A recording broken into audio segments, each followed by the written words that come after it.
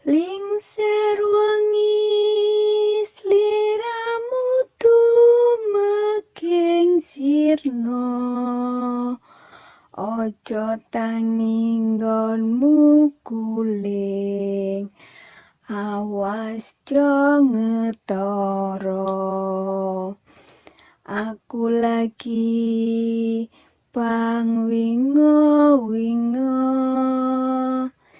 jen setan kang tak utusi, dadya sebarang, wojo lelayu sebet.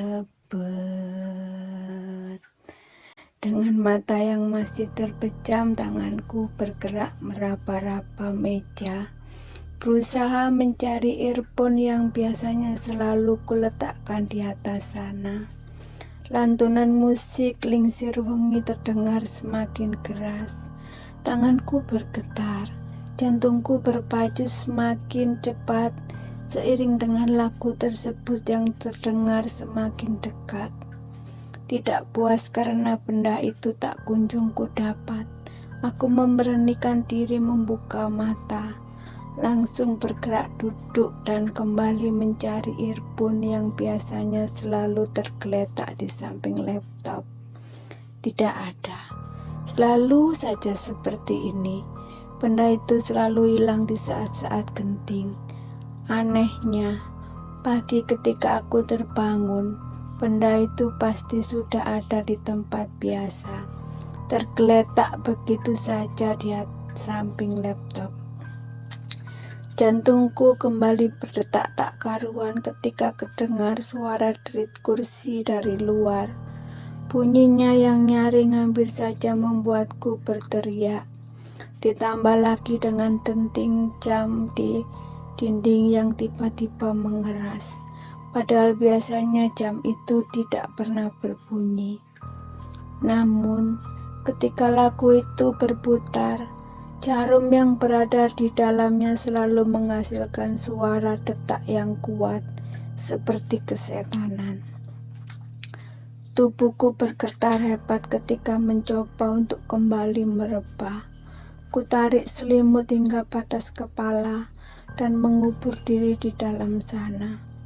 Bantal kugunakan untuk menutup telinga sebisa mungkin menghalau nyanyian lagu petaka yang selalu kudengar di setiap malam Jumat. Aku tahu setelah ini akan ada yang mati. Benar saja, keesokan harinya aku mendapat kabar bahwa seorang gadis di desa Gamelan ini meninggal.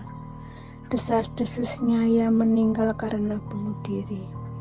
Kasihan Bude Warsi, dia sudah sakit-sakitan, malah ditambah beban sama anaknya yang terjerumus pergaulan bebas.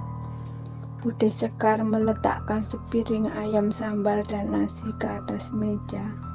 Lalu dia duduk setelah menyentong nasi ke piringnya. Ayo Lin, kita makan dulu. Aku mengangguk. Setelah mematikan laptop, aku menghampiri Bude Sekar, ikut sarapan bersamanya. Anak muda zaman sekarang banyak yang gak takut dosa. Habis berzina langsung bunuh diri karena malu dibilang hamil sebelum menikah, ujar Bude Sekar. Kamu tahu kan, anak gadis yang sering pulang larut diantar sama cowok itu? Nah, dia bunuh diri karena hamil. Aku diam saja mendengar cerita dari Bude, tidak berniat untuk menanggapi. Aku tahu betul bagaimana rasanya dituduh melakukan sebuah tindakan jahat, padahal aku tidak melakukan itu. Rasanya benar-benar sakit, dan itulah yang bisa aku lihat dari Nana, gadis yang diceritakan oleh Bude Sekar. Dia berdiri di sudut dapur dengan air mata yang terus berlinang, sambil bergumam lirik kalau ia bukanlah gadis kotor. Semua desas-desus mengenai kematiannya adalah kebohongan. Ia menceritakan hal itu padaku, bahwa kalau dia meninggal karena dibunuh, bukan bunuh diri. Di sudut mataku melihat Nana mendekat ke arahku. Tangannya yang pucat berusaha menggapaiku yang tentu saja dia tidak bisa. Aku tetap melanjutkan makan dan mengabaikan kehadirannya. Berpura-pura kalau sedari tadi aku tidak bisa melihat wujudnya dan tidak mendengar semua hal yang dia ceritakan. Aku adalah gadis istimewa yang sebelumnya hanya bisa melihat dia yang tidak kasat mata. Namun semenjak aku tinggal di desa gamelan ini, aku juga bisa tahu kapan gadis-gadis di desa ini mati. Malam Jumat selanjutnya, aku menutup kedua telinga menggunakan kapas, berharap dengan begini suara nyanyian itu tidak terdengar. Setelah memastikan kedua indera pendengarku tertutup sempurna, aku menarik selimut dan bergegas tidur. Jarum jam tepat menunjuk ke angka 12 ketika tiba-tiba aku terbangun. Nyanyian lagu Lingsir Wengi lagi-lagi menyapa kedua telingaku yang sudah kusumpali kapas. Namun tunggu, kamas yang tadi kupakai untuk menutup telinga sudah tidak ada. Aku kembali memejamkan mata ketika nyanyian lagu itu semakin terdengar nyaring dan suaranya seperti mendekat ke arahku. Bau anyir yang sangat menyengat juga tiba-tiba menyapa hidung. Perutku mendadak mual. Jantungku berdetak cepat. Tubuhku bergetar ketika aku merasakan sesuatu menyentuh kulit wajah. Mulanya bergerak melingkar lalu turun ke bawah hingga ke tangan sebelah kanan. Rasanya sangat perih, seperti digarisi belati. Tak lama nyanyian itu terdengar menjauh. Ku beranikan diri membuka mata dan untung saja tidak kujumpai apa-apa. Namun aku masih bisa mencium bau anyir dan suara kursi berderi terdengar lagi. Denting jam kembali mengalun kesetanan. Anjing-anjing liar di luar sana mengaum kuat. Aku benar-benar yakin kalau di desa ini ada yang tidak beres.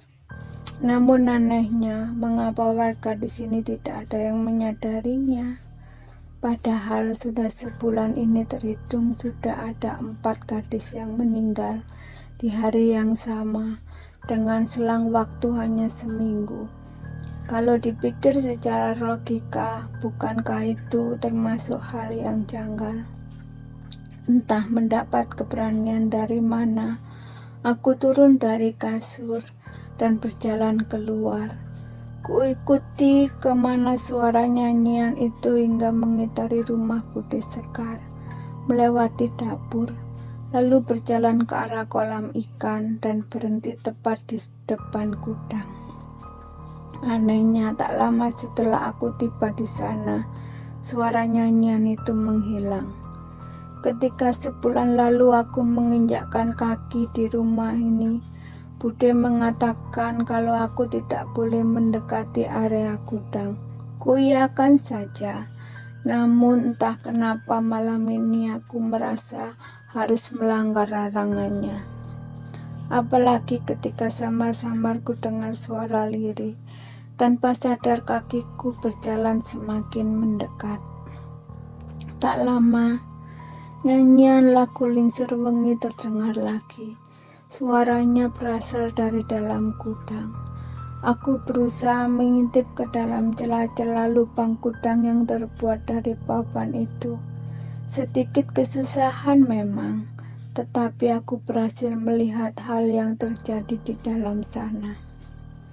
Seorang gadis diikat di atas kursi kayu. Di sekelilingnya terdapat lilin dan taburan bunga. Aku hampir saja berteriak ketika tubuh gadis itu tiba-tiba melayang, lalu berputar-putar mengikuti arah jarum jam.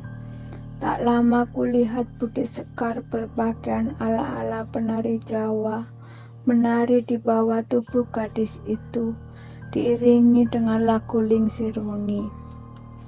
Aku tidak bodoh untuk menyadari kalau itu adalah sebuah ritual jahat. Jadi, gadis-gadis yang sebulan ini bergiliran mati diakibatkan oleh budeku. Lalu dengan mudah dia mengatakan kalau gadis-gadis itu mati karena bunuh diri. Aku syok. Tanpa sadar melangkah mundur dan menabrak kandang ayam yang mengakibatkan benda-benda di atasnya terjatuh. Jantungku berpacu cepat ketika Budi Sekar tiba-tiba berlalik dan menatap tepat ke arahku melalui celah lubang. Dia menyeringai. Tiba-tiba saja pintu gudang terbuka.